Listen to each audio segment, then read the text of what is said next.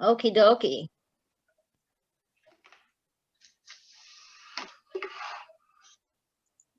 All right, I'm no poet, guys. I'm just a regular old counselor at Cuesta. I don't say that I can do any of this, but I love my Dr. Maya Angelou. And I love her because she's had such adversity. She didn't even speak for years.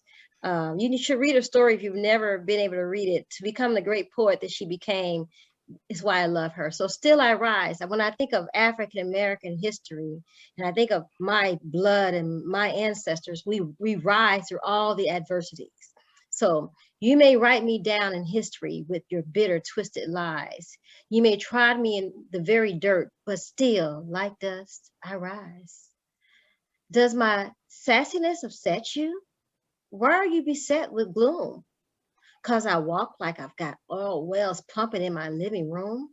Just like moons, like suns with certainty of ties, just like hope springing high, still I rise. Did you want to see me broken, bowed head and lowered eyes?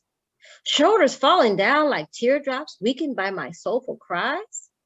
Does my haughtiness offend you? Don't you take it awful hard? 'Cause I laugh like I've got gold mines digging in my own backyard? You may shoot me with your words, you may cut me with your eyes, you may kill me with your hatefulness, but still, like air, I rise.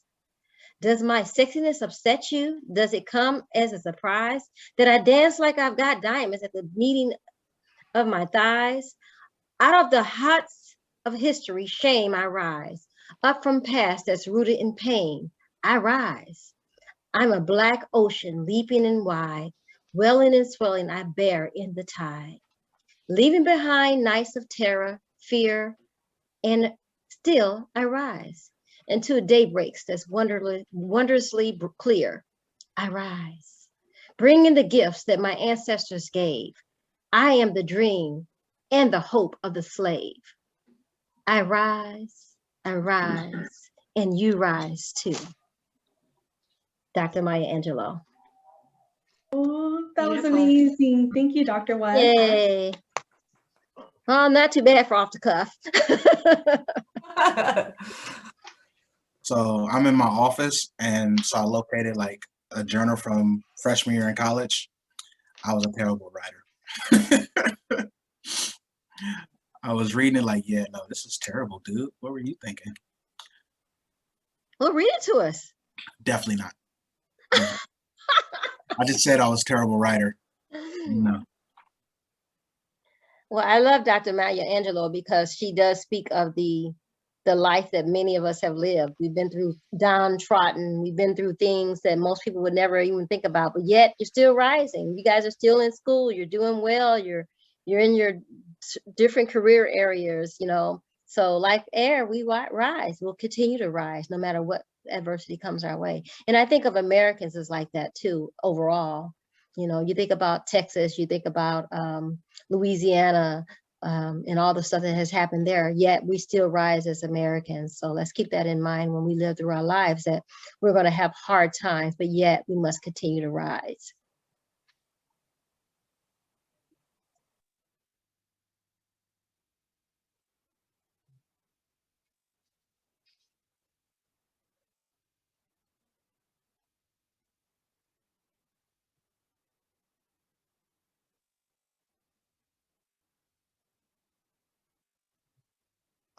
There's a poem I would like to share, and it's by County Cullen.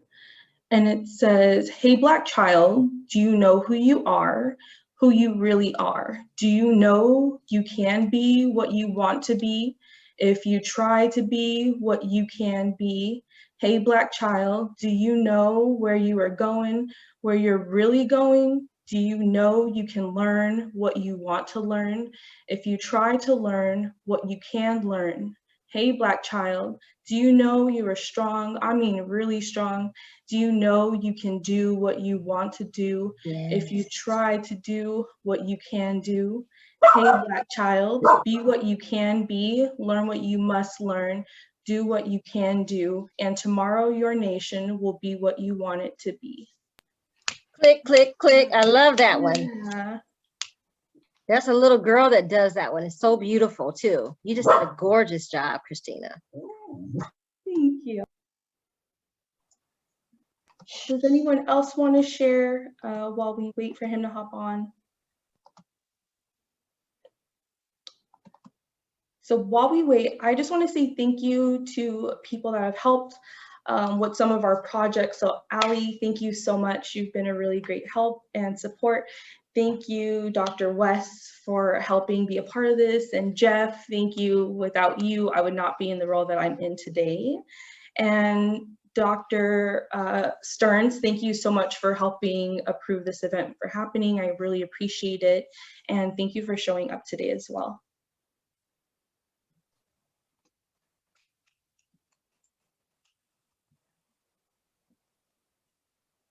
You guys ever been to a spoken word before? If you have, raise your hand. Mm-hmm. Yeah, good, good, good. So you guys know what that means, right? Yeah. I wish we had more of this. I wish we had more of this here. Go ahead, Janet. I was gonna say, like, at my undergrad, like, it was really cool because sometimes students took it another level and they rapped or like they sang or like it evolved into a coffee house eventually. But it was just like really neat to see students use the opportunity to show their talent. Yeah, I just think it's great. So very much so. So I'm so excited because I saw Khalil popped on. So Khalil, do you want to say hi to everybody? Hey, what's up, everybody? How y'all doing? Hey, welcome. Thank you for coming. Absolutely. Thank you. Thank you. Thank you. So we just shared a few poems, which were okay. And so now, if you're okay, I'll introduce you. Okay, that's fine. Okay, great. So I just want to say I was thinking of the library has always hosted poetry events, and I started searching. I wanted somebody that was younger, like our college students, and I came across a poem Khalil did for New Year's, and it really spoke to me, and I reached out, and so I'm so thankful to have you here. But I'm going to kind of read off the message we had on the flyer, so some of you may have read it, some of you have not, but I hope this does you justice to describe of who you are. So Khalil Houston is a spoken word artist out of Richmond, Virginia, and has an incredible gift with words. As a child, Khalil always embodied the art of creative thinking and expression. His relationship with poetry started at the age of 10 when he was assigned to perform a poem in front of his class. After losing his 3 brothers to a triple homicide, poetry became essential to his life. Over the years of pursuing poetry, Khalil has evolved into a photographer, videographer, and community activist in his hometown of Richmond, Virginia. He's committed to working with the youth to inspire them to find and use their voices as well. And so if you want to talk more about yourself, you're very welcome to. You have the floor. Okay, I'm just excited to be here. I wish I was there in person, you know, but due to COVID, it is what it is, but I'm happy to see everybody. So yeah, that's just a simple description of who I am, of like where I'm coming from. I'm based right here in Richmond, Virginia. Poetry has definitely changed my life, has definitely given me a purpose to live, and I'm just excited to walk within this. I started performing at 21, about to be 26 in April. So it's definitely been a journey. So I don't want to ramble too much. I think I'm gonna just go ahead and just get straight to the poems. If that's okay with y'all.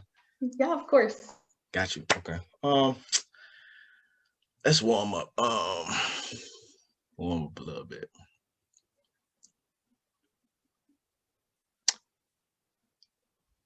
So I was told to write, speak, express. In that order of command, I give you me.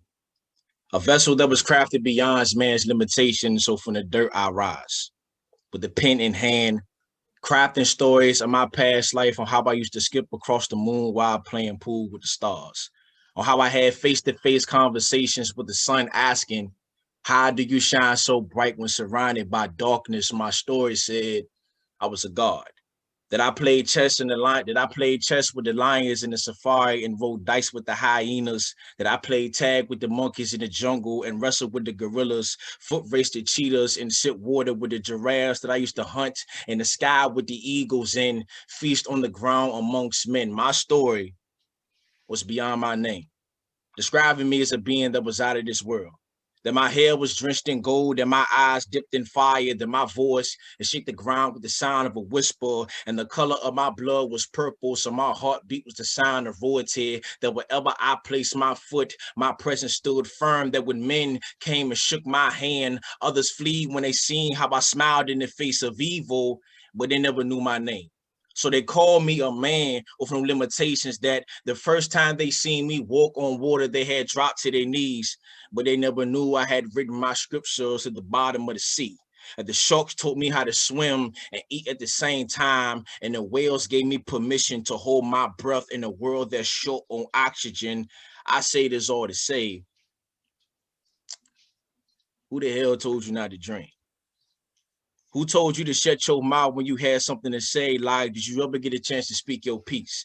Did you ever scream when you was in danger, or did the world shove another Instagram post down your throat screaming like this, share this, be this, but as long as you never be yourself, so be in a position where your feet never leaves the ground, because dreamers always get their heads chopped off in the sky, so stay safe, stay in line, but how can one stay in line when you was always meant to stand out at all costs? With the cost of the ones they say they loved you because they accepted you for being average. Like, ain't it funny how your own modesty can kill your dreams? Who told you that you was poor when your dreams is worth more than diamonds, but you sold them for a can of beans? Like, as long as my belly full, I'm good, master. I got foods, I got eats, I got sleeps, I got a roof over my head, but they sold your imagination to build their world, to build their churches, to build their homes, to build their world, and all you got was a grave. All right, first poem. Wow. And the whole basis of the poem is it's to understand that, like, whatever you do in this life,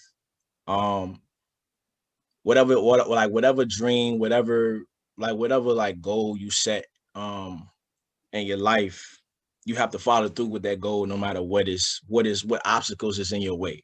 Because a lot of times we fall short of selling short of ourselves, and we say that if I want this, well, this has happened to me, so I can't get this, so I have to settle for this. So I just advise people to follow through for what they said that they was going to do in the first place.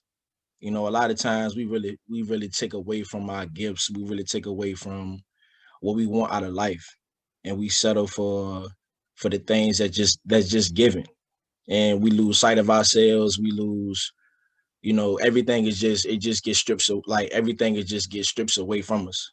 So I just advise anybody to whatever dream you have, whatever goal, follow through, like accomplish it. Like, this like my journey in education, like I just be getting my bachelor's this May coming up. And a lot of people may say like, wow, you about to be 26 and you just getting your bachelor's.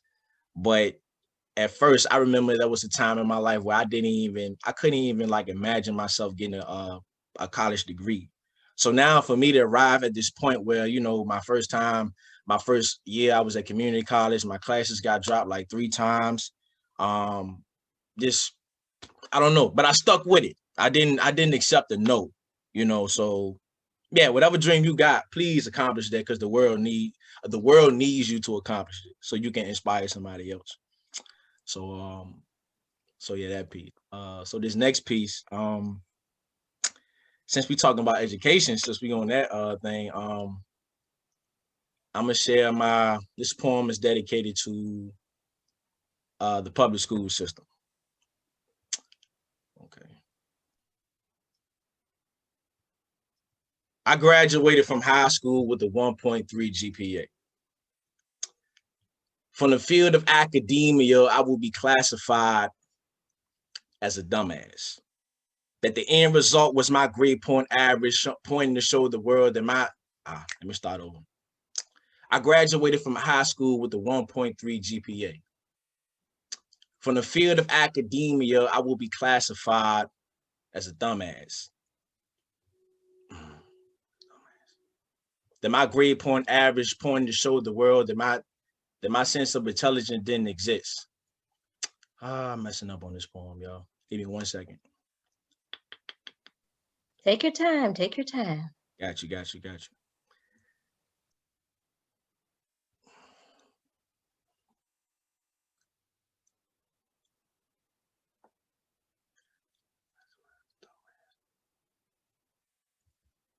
I'm gonna come back to that point. I'm gonna do another one. I stand here before God,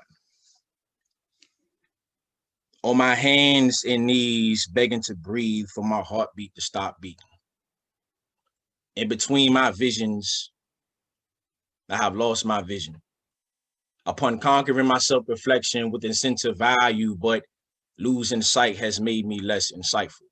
Struggling on a daily basis between dialogue of demons, constantly reminding me that I'm a broken man. Shattered into millions of pieces with secrets upon secrets. I never knew my disparities would make me a disparity. Hyperventilations leading to miscommunications. Trying to explain yourself. I'm sorry, y'all. My phone will keep going off. Trying to explain yourself. I'm so sorry, y'all. It's been a long day. It's been a long day. I graduated from high school with a 1.3 GPA. No, excuse me. I stand here before God, on my hands and knees, begging to breathe for my heartbeat to stop beating. In between my visions, I have lost my vision. Upon conquering my self-reflection with incentive value, but losing sight has made me less insightful. Struggling on a daily basis between dialogue of demons, constantly reminding me that I'm a broken man. Shattered into millions of pieces with secrets upon secrets. I never knew my disparities will make me a disparity. Hyperventilations leading to miscommunications. Trying to explain yourself to yourself is always seems to be a complicated equation. Like,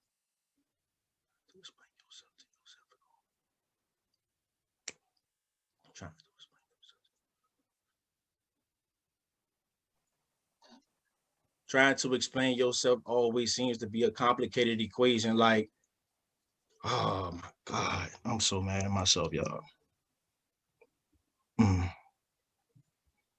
Doing good. Don't give up. I got you. It's been a long day, long day.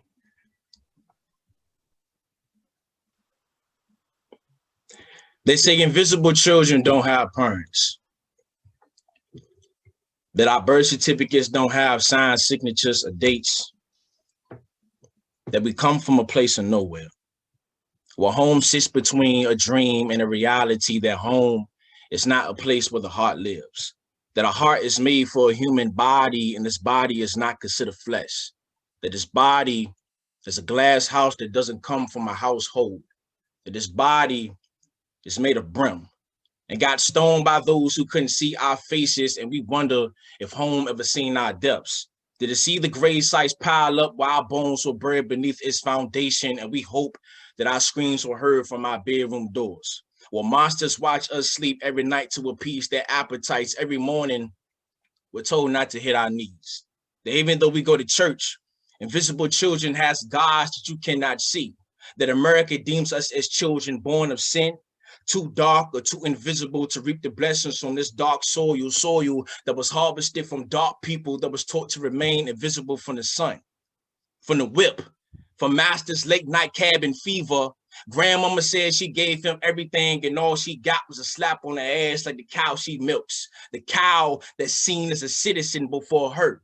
That America's milk is more important than a Black woman's vagina. It's funny how my ability to be seen is not enough to be seen.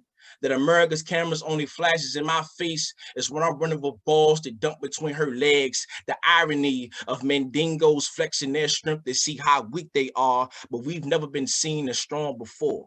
That our strength is only recognized is when I raise his cracked out fathers' faces at Mount Rushmore. That my rage reminds this country of New Orleans Katrina. That I'm Black enough to watch and die, but too invisible to be saved. Hoodies washed away the declaration of shame. We still remain the criminals on TV screens. When the shame never belonged to us. When a veil has lifted more than enough time to show that it is not us who is invisible, but it's the world that chooses not to see itself. All right. That poem is dedicated to, actually, like, I want to say 2 semesters ago, that poem was dedicated to my, it was actually a project that I had to do for a class. And the class is based on like African women's writers of the world, diaspora. And the poem, it spoke about, I dedicated it to like how Black people are not necessarily, how Black people are seen, but not in the capacity in which our humanity is recognized. Meaning, like, I always say that Black lives matter. Black lives only matter is when Black lives makes white lives feel better. Meaning, like, in the sense of like, when we look at sports, you know, Black masculinity is only accepted in sports, but rather in a simple altercation, he's looked at as a threat, or he can be seized, or he can be shot, or he could just be looked at as something that's like a monster. And the whole concept of like W.E. Du Bois was talking about, far as like lifting the veil, as if like Black people are not necessarily seen in the same capacity of like living with a double consciousness. On one hand, you are Black, but on the next hand, you are American, which is a contradiction within itself. Because if we want to talk about history within itself, is that, you know, we're talking about a slave trade within itself. So that poem is just dealing with like just understanding that Black people are not seen as, are not recognized as the fact of like, we are human beings. Just, I can go on and on, but the whole capacity of the poem is just like to recognize is that in order for this country to move forward or to be restructured, it has to have a real conversation of like, what is identity? What is Blackness? How can we recognize the history that's been displayed, history that's been hidden? So yeah. This next poem I actually wrote last night, and I really want to do it. And it's a piece.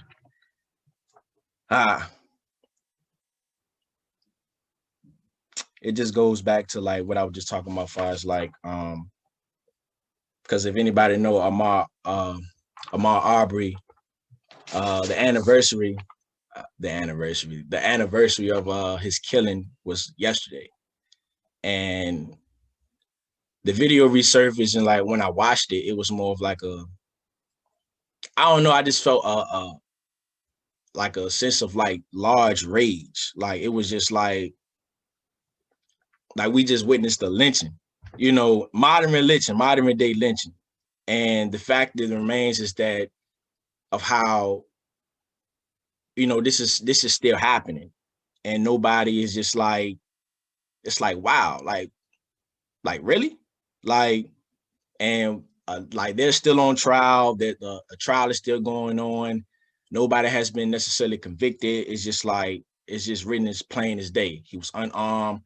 Yeah, he was hunted down, you know, like this was in the 60s, or not even the 60s, but the 50s and the 40s and the 30s. But anyway, this piece is, I haven't given the title to this piece, but I'm gonna go ahead and just do it. Breonna Taylor,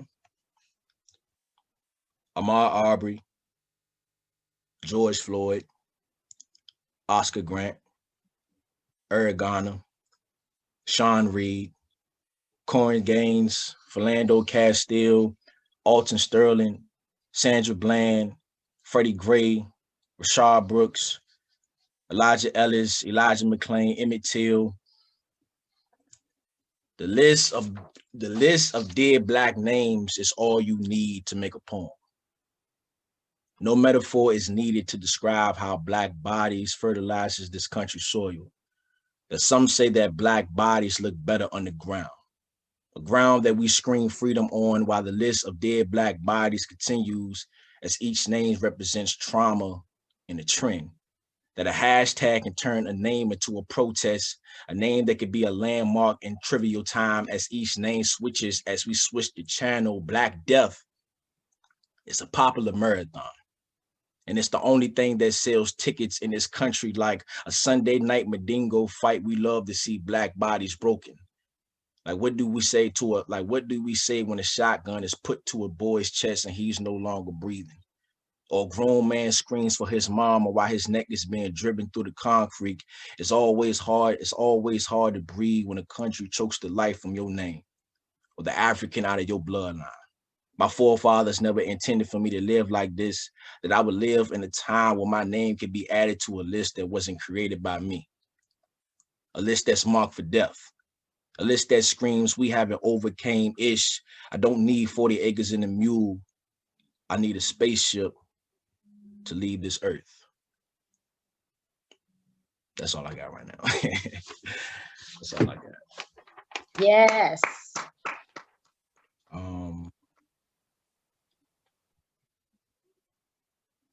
Yep. So it's like, it's the name, like, this is because I have a gripe with the Black Lives Matter movement.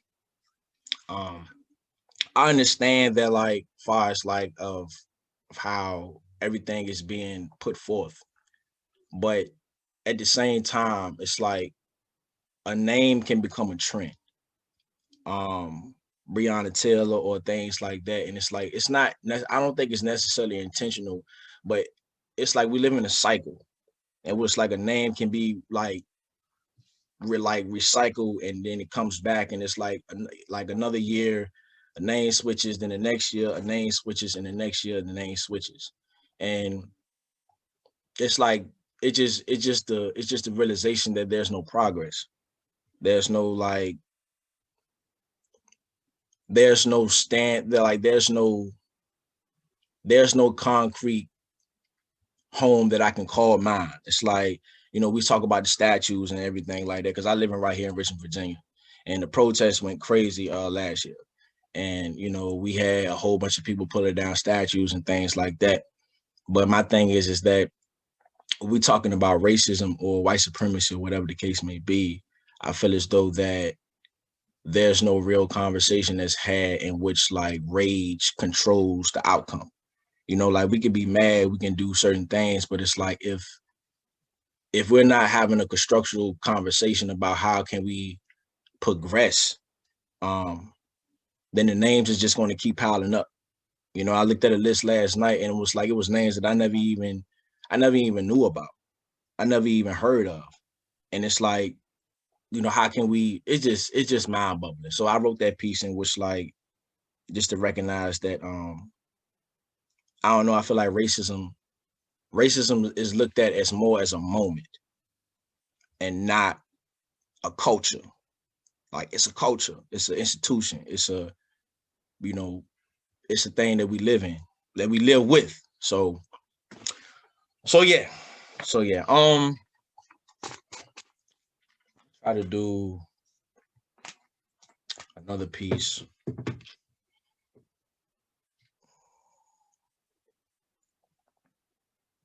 So transparent. So to be all the way transparent, I lost my 3 brothers to a triple homicide when at the age of 11.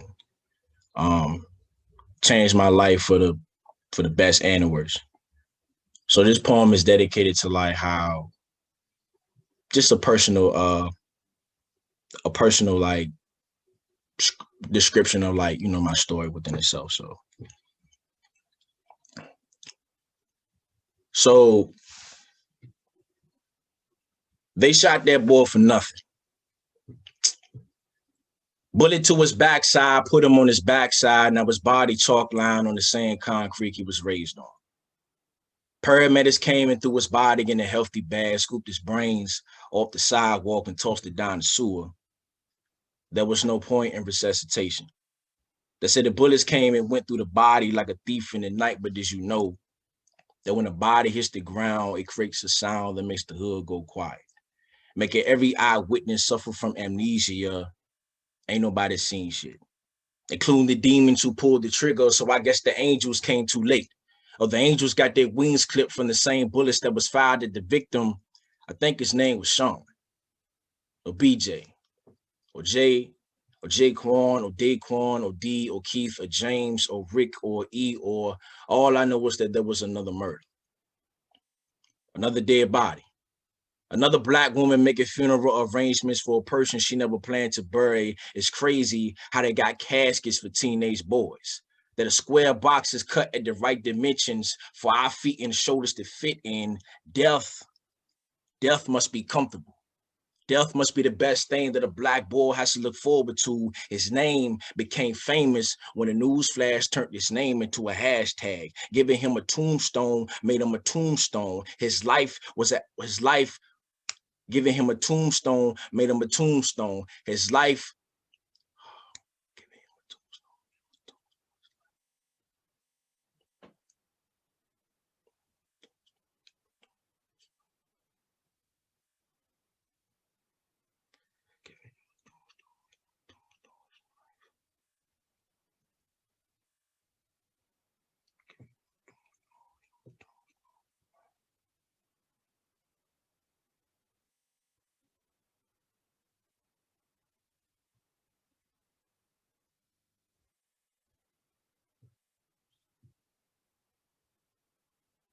Just 1 second, y'all. 1 second.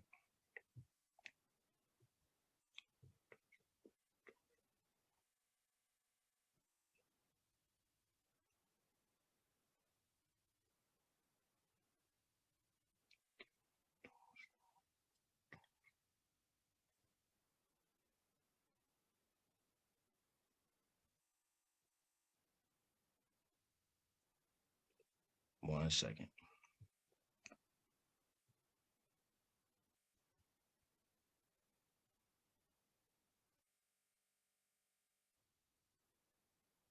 So who am I? I'm an earthquake, a tornado, a young nigga from Richmond, VA that shakes and flip things back together. I'm a natural miracle that washes away disasters, and my voice be a hurricane, a two-legged creature that runs seas with the tip of a pen. I'm an architect. Blueprint details of details. My structure is solidified from the laws of my childhood. I'm blessed that my scars didn't come from stray bullets. I'm blessed that my scars came from playing tag on the concrete. I'm a boy who pretends to be a man. A boy that loves the sight of his mother but hates the sight of his own reflection, regretting that the earth gave birth to my bones, but bones were never meant to be broken, but only meant to grow. I'm a case, not a case study, not a statistic, not a nigga, but a young man with a Harlem Renaissance soul who prefers jazz over hip hop. I'm the keys on Duke's piano, the strings on Charlie's guitar. I'm blues. I'm the product of Nina Simone, of southern trees, of strange fruit, a black body swinging in the southern breeze. I can't shake the smell of burning flesh, but my flesh makes the sun shine brighter on the reflection of every star we pray to. Ashe. Amen.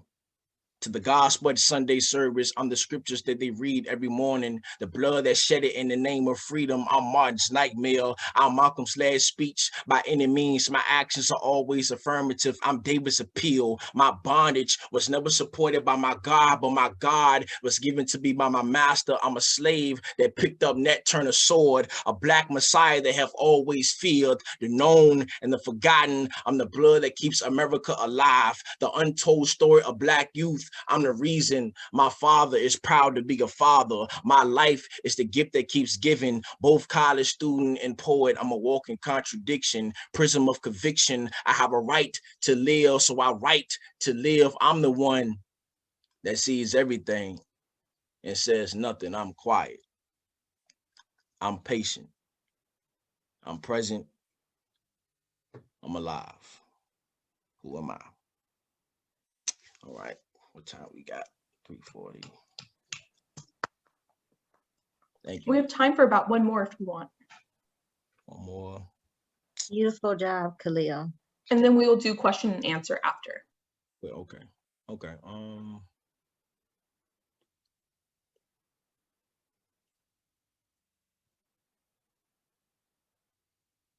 more. The hour flew by fast.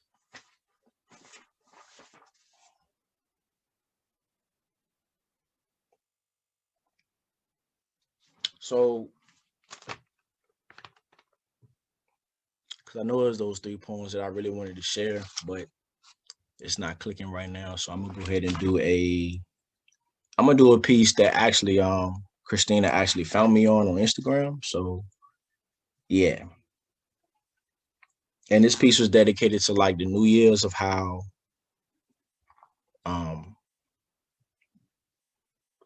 just like making change within the self, but at the same time, like make the change before the new year.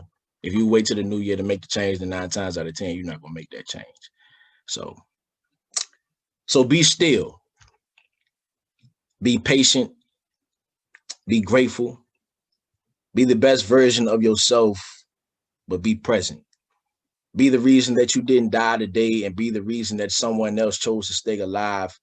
Be thankful, be love, be the voice that speaks over the ignorance, be the beat to your own heartbeat, be the heart, be the person that shows up for yourself every day, be accountable. That when the ground breaks beneath your feet, I still manage to remember I was born with wings. Be resilient. Be the constant reminder that miracles do exist. That all babies are born in prayer. Be the baby who spanked the doctor. Be the child who stayed the child. Be the student who learns from his or her mistakes. Be the father who teaches his son how to communicate. That every teardrop is the nutrients to his manhood. Be the mother that teaches her daughter that her body is a church. That men must wash hands before attempting to step to her altar. Her holy water is only meant for the men who respects his mother. Be the person that asks the right questions. Be the person that never runs from the pain. Be the healing in your pain. Be the vaccine to your mistakes. Be okay with letting go. That most things die in the winter in order to reap your harvest in the spring. Be not judgmental, but be the ear that listens to the unheard. Be not a fool. Be delicate with sharing your attentions with people, places, and things. Be the thing that helps you stay blessed. Be calm. Be quiet when need be. And be well. All right. Ashe. That's it, dog. I guess that's it. I really wanted to. I definitely have to apologize to Christina and everybody. Like, I actually like rehearsed right before I got on, and like, it's crazy how I just dropped 3 poems just now, and I'm a little agitated with myself to be all the way just to be real transparent with you right now. I am completely not disgusted because that's a strong word, but I'm a little upset with myself right now. So yeah. Breathe, sun. The sunlight and the sun in the sky. Breathe like the sun. You're okay. You did beautiful. Thank you. Yeah, and Christina's asked me to go into questions, but I just want to say, first of all, thank you. You did a beautiful job. And, you know, considering your life and what you've been through, we honor you. We honor your brothers and your ancestors and everyone that's come before you to pave the way. And you're a very wise young man. You talked about the strange fruit. It made me think of Billie Holiday. Yeah. And some of you would have to look her up. But Billie Holiday died because she wouldn't stop singing the song about strange fruit. They had her hands handcuffed to the bed in the hospital because she wouldn't stop singing this song. So literally she died handcuffed because she was singing the song called Strange Fruit. So the strange fruit were the black women and men and boys and girls that was hanging on the trees in the morning from hangings. So just so much history that you discussed today. I could talk all day, but it's not my turn to talk. So I want to open it up to anyone who may have questions to Brother Khalil here. Anyone want to have a comment or questions? So Khalil, first of all, thank you for coming here today. I just wanted to, while you thought you were struggling, I was actually howling in the background because you were doing good. I just wanted to acknowledge you on that. But what do you say would be something you would tell to young folks that what they write and what they say is power? I would say tell the story that you know. Like a lot of times, like writers, I'm gonna go ahead and just be blunt. Sometimes writers lie, and they lie about what they know about. And we ask them a question of like what you mean by this line? And they be like, well, nah, you really don't know what you're talking about. So I would say that like tell the story that you know and speak from your heart. You know, a lot of times, like when it comes to like you first have to learn how to write for yourself in order for because when you write for yourself, you write for other people. It's because your life is a reflection of other people. So that's what I would tell people. It's like anybody, like, just be honest. Don't lie. Be honest. Because sometimes a subject can be trendy and we like to stay on that subject and you really don't have nothing to say towards that subject. It's like, bro, just move on and talk about something that you like and you enjoy and you observe. So yeah. Very good. Miss Jill, she got a question? Miss Jill, Dr. Stearns. Thank you. Thank you so much, Khalil, for sharing with us today. Oh, thank you. I just want to say, I want to encourage you to grant yourself the grace that you grant to others. When you were sharing your humanity with us, that was incredibly powerful. So don't be hard on yourself. Oh, I definitely appreciate the love, but as I know some people can relate, I'm definitely a perfectionist. Like when I mess up, it's like, oh my God, like we got that going together for sure. But I just want to say the piece that I am going to take away, the piece that brought me to my knees today was when you talked about our bodies that are fertilizing this land. Powerful. Thank you. Powerful. And thank you for that. Oh, thank you. Thank you. Thank you. Miss Susan Hoffman. Okay. Thank you, Khalil. That poem that you read about your brothers, I found to be extremely powerful. And I'm so sad for your loss of your brothers. And I wanted to say that I was writing poems as a little girl, so I relate to your biographical information. But I would never, in all the times like I've read a poem out loud to others, I would never dream of or have the courage. I just have never had the courage to try and memorize something and recite it. So I just want to say that I admire your courage for doing that. And I would like to know if you could tell a little bit about your creative process. Like when you get an idea for a poem, how do you get your ideas for a poem? What's your process in writing a poem? That's a good question. I would say I first observe how I'm feeling about the subject. Like I would first observe how I feel, and sometimes I might just write a line, and I'll write a line, and I might not come back to it for like months. That line might just be sitting there for months. My philosophy is that you should never rush a poem, never. No matter what the time is, no matter if it's due like in the next hour, like you should never rush the poem. If you don't have nothing to add to the poem, then just leave it be for the moment. So I say my creative process is patience, and let the poem develop itself. Like let the poem like actually like create itself, because it's like the poem is nothing but something that you observing and you're processing, from my perspective. So I just let the poem, like whatever like the creative process is like this, it's just patience and giving your time, giving your because like I deal with perfectionists. So so if the poem is not like I have thrown away a lot of poems, like just for the simple fact of not giving the poem like it's like time to breathe. Like, bro, you got it. Like just come back to it, even if you want to rewrite it, but don't throw away the poem. You know what I mean? So I would say that's my creative process, just patience and observing how I feel. Like, Thank Can you. I say something? Yes, Janet, go ahead. First off, thank you for sharing, your art, your story, and your narrative with us. I really appreciate that. It's a privilege to hear you.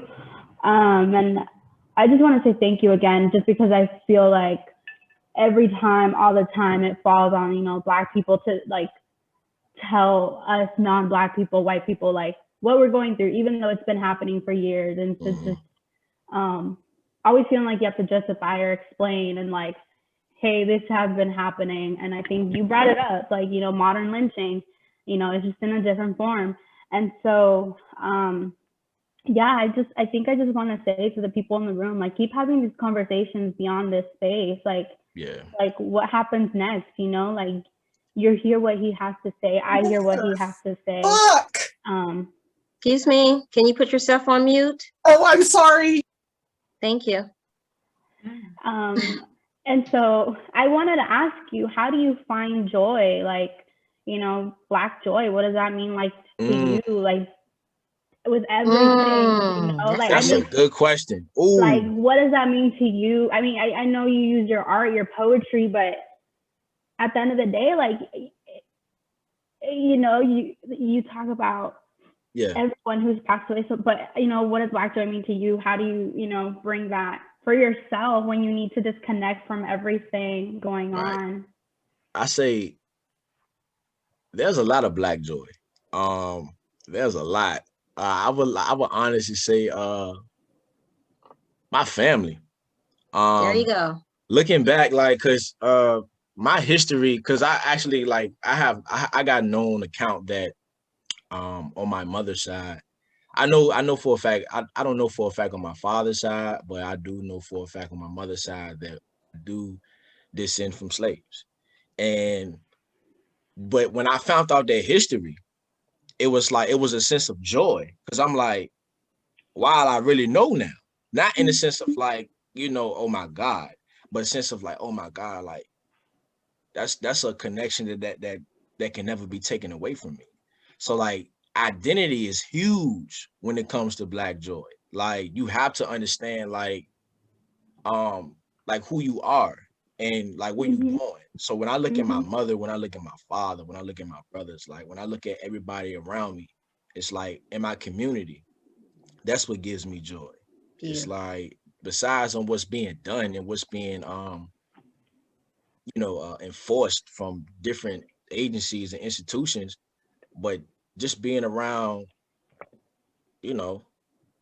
I guess like my family and just operating in that space on a daily basis. It's like enjoying the simple things in life, and doing the best to protect it. Yes, protecting yourself, because I mean, even just being here, I bet takes up a lot of energy. So thank you. And just like everyone else said, give yourself grace. Like you deserve that. And I thought that was beautiful when you said like you don't throw the poem away. Like it could always come back to you one day and like, you know what? Like this didn't apply right now. I wasn't feeling it right now, but you know, this is the right time for it to use it. So I think that was really, I don't know, I thought that was really cool. Love it. Yeah, absolutely. Like you should always, definitely give yourself time to develop and let the poem come to you. Like you have time. First, you have time. Thank you. Thank you so much, Janet. That was an excellent question. Yeah, that was spot on. I appreciate that one. I'm gonna actually I might gotta write down some on that. Like you should write something on that. Yeah, you should. Khalil, I really see you being a book writer. I see you writing a poem of books. You know, you're very young, and you were saying I'm 27. I forget your age. You said I'm just finishing my 25. bachelor's. Very young still. I didn't finish my bachelor's until I was 29. Okay. So it took me. Yeah, I was 29 with kids in a marriage. So I'm just telling you that, hey, the sky's the limit still. You know, my daughter's 25. So guess what? Anything can still happen for you. And Janet, as an answer to your question real quickly, African Americans' joy comes so deep from within. Our spiritual beliefs and our spiritual upbringings. And, you know, we didn't descend from slaves. I remind people that we descended from kings and queens that were stolen and taken into slavery. Right. So that's the difference. So when we hang out together and we're with our families, I get most of my joy, even though we're all going through stuff. And I come across racism. I've been on the coast for 30 years. Yes, I've come across it in jobs. I've come across it in all parts of my life. However, joy comes from your family, it comes from your aunts, it comes from your uncles, it comes from the laughter. There's always a family class clown. There's always a dancer. There's always somebody who brings something. Everybody brings their own light, but it's something different about our culture to me that I get when I'm only in the presence of my family or my friends. Yeah. Christina, were you going to say something? Can't hear you. Oh, I'm sorry. I just wanted to say, Khalil, that, you know, I didn't get my bachelor actually until 30. And I genuinely believe, I know. You said, hold on. Yeah. You said 30. I was 28, 29. Yeah. You can do it, bro. No, I'm looking at Christina like, how, like, how, I don't want to say how, I don't want to ask how old you are, but I'm like 31. No worries. I'm 31. Yeah. Like, yo, you look 20, bro. Like, I appreciate that. That means so much to 30. It's that melanin. Right. Right. But still, I'm like, don't let her get too big headed. I'm her classmate. I gotta deal with this 24/7.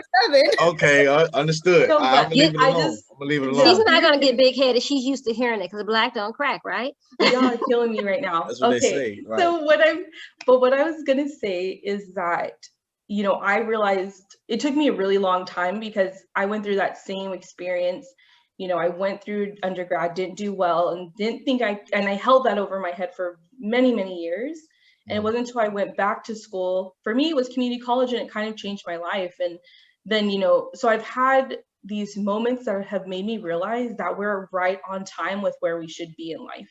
That's so right. For you, you know what I mean? You're right on time. Like, if I didn't go through those struggles, I don't think I would be able to understand other people in the way that I do, from being a young parent to not doing well in school. And now I'm in graduate school, but it took those journeys to, you know, and what I would claim as mistakes, it took those situations to happen before I became who I am.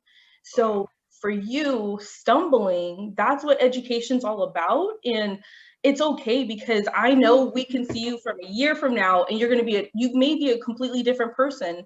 So, you know, it's going to take you some time, but yeah, I mean, for me, honestly, I wouldn't have started here unless somebody gave me a chance, and Jeff's that person that gave me that chance. Understood. As a student, you know, and I never would have envisioned I'd be where I am. So I'm just doing the same to you, and I hope you continue doing it for others.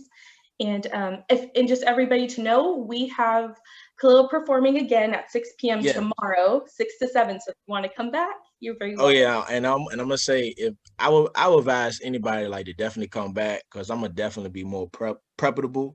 I don't know what happened. I'm gonna still hold myself accountable. Hey, we ain't gonna worry about that. We don't keep looking back, brother. We move forward. Understood. I got you. But man, I was struggling over here. Like, but Khalil, when I walked across with my doctorates, the lady, one of the oldest ladies that walked across with me was 89 years old. There is no limit. If it's something you want to do, you go for it. Right. Don't let age hold you back.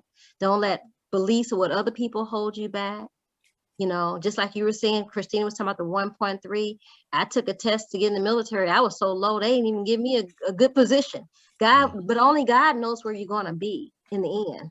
Right. So we're not going to keep going on that, but I want you to know there's no coincidences. There's no mistakes, and everything that you do is in the right timing and where you're supposed to be. I receive that. Any more questions, guys, before we move on?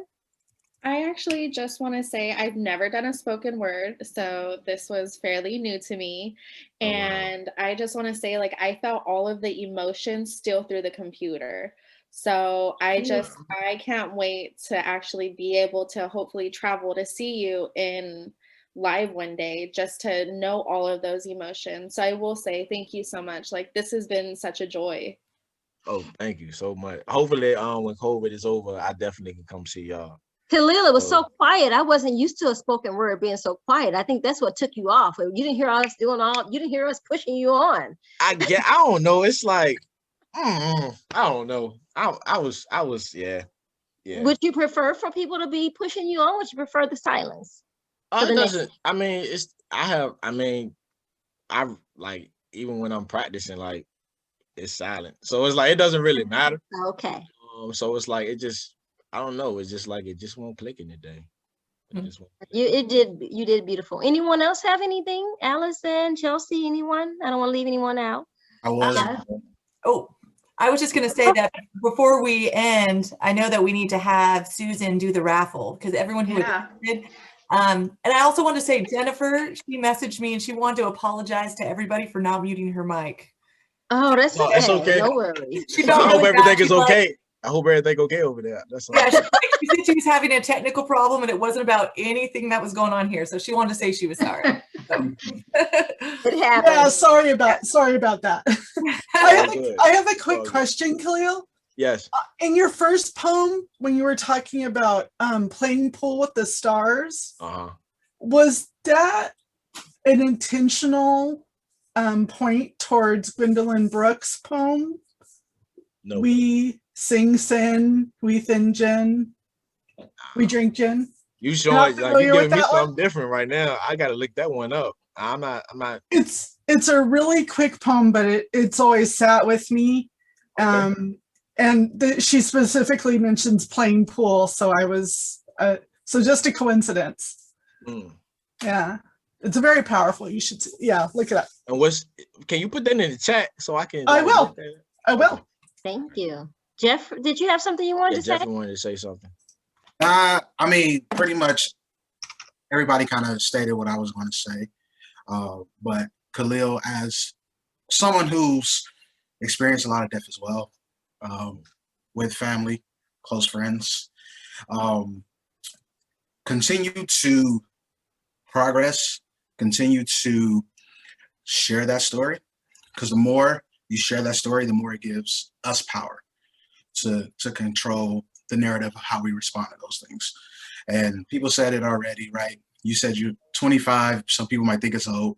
Dr. S had an 80-year-old. My undergrad, our oldest classmate was 91. And she got her bachelor's at 91. So, I'm the director of enrollment. My job is to get people to go to college. And I tell everybody I meet, there's no such thing as too old. That's right. There's no such thing as too old. I receive that. I receive that. Everything is on your time. Everything is on your time. And I did a presentation for some undergrads last Friday, and they asked me, how do you respond to failure, right? Or how do you accept failure, right? And it's not a failure unless you do it again, right? So you beating yourself up over forgetting a couple words, which I know because I've done spoken word. Once you miss that one word, it's a wrap, and then you're flustered. It's over. It's a wrap. Done. Like if it's not in front of you, it's like, oh my God. Like, or you skip, Yeah, I It's can hard to skip. I can make it skips a little bit, but if I miss a word, Yeah. oh my God. But we're gonna have you back, and I know you're gonna respond because that's what Absolutely. you do. Right. Absolutely. And I lived in VA for 2 years. Not as fun as Richmond. I lived in Radford next to Blacksburg. Yeah, that ain't. Yeah, grad school. Speaking of failure, I failed out of that grad school program because it was in Radford. Oh, wow. But keep doing you, man. Everyone in this room has definitely gonna walk away with something, and I know you definitely touched everyone in this room. So from Cuesta, we want to thank you for just taking your time, but we got to get to that raffle because we're at 105. So Oh yeah, absolutely. And it's 4 or 5 over here, so I got to get to class. So okay, all right. Well, we're gonna make this. Oops, sorry, Khalil. Go ahead, Khalil. No, I was just saying I'm gonna definitely see y'all tomorrow, 9 o'clock over here. You know. Okay. Well, I was very inspired today, and I'm sure that I'm speaking for the Friends of the Cuesta Library that we're proud to be co-sponsors with the Black Student Union for this event today and this wonderful poetry reading. So we have 3 gift cards to Target to give away for $25 each. And we have this incredible library retro spinning wheel. Oops, see, even the top just fell off. So I'm going to spin now and got names on the wheel. And so we'll see who wins. Good luck to everybody. I literally live for this part in every event. I know you're going to, Jesus, you're going to have to get this wheel when it's done, you know, being of use. So the first person that's the winner is, and I'm terrible at pronouncing names, but Javier. Is he still here? It doesn't look like he's here anymore. Can we contact Javier? Or I also wanted to say that whoever wins, could you put your email address in the chat so we can send you your gift card, your e-card. So Allie, what do you want to do? His email, actually, because I have it. Okay. All right. Yeah. Well, he's winner number 1. And so I'm going to spin again. And let me just take his name off. Here we go. Good luck.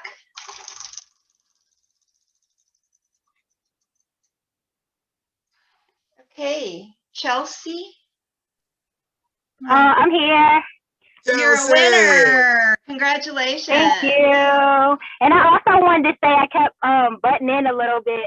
But I've seen Khalil in person. I'm also from Richmond, Virginia, and I try to catch him when I can. So thank you so much. I enjoyed the experience and being on here with you and being of support to you. Yeah, I appreciate you. Be sure we got somebody else from Richmond too, though. Yeah, there she is. Can you please say something? I wasn't gonna say anything, but I was just really, I'm just like her. Like, anytime I see your name, I just be like, oh, let me tune in. Let me see what he got going on now. So thank you for really coming out. I really appreciate, you showing yourself and putting your pieces out there, I appreciate the love. Absolutely. And Chelsea, could you put your email address in the chat, please? Yes, ma'am. Doing it right now. Okay, great. Okay, here we go for exciting prize number 3.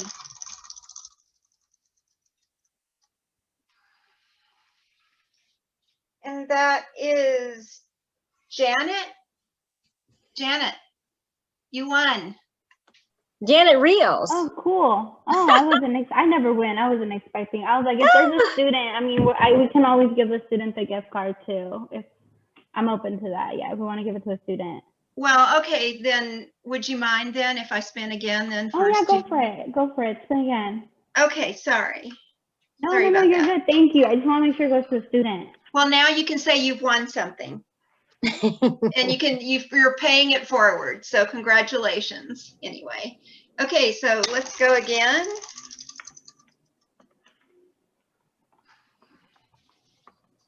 Jesus, you won again. He wanted a book group too. He's very lucky. I'm yelling right now. I'm literally. That's because you be showing up to everything, Jesus. Jesus is very lucky. And Jesus, yes, I just want you to see the wheel turn because Jesus loves this wheel. See? Love it. All right. Thank you so much for this retro wheel and for the event. Thank you, everyone, for showing up. We appreciate you. Yeah, thank you, everyone. And Susan, I'll send you those emails. Okay, thank you. I'll see y'all tomorrow. All right, thanks, Khalil. Have a good night. Thanks, Thank you, Khalil. Khalil. That was wonderful. Thank you, Khalil. Keep up the good work, young man. Thank you. Thank you.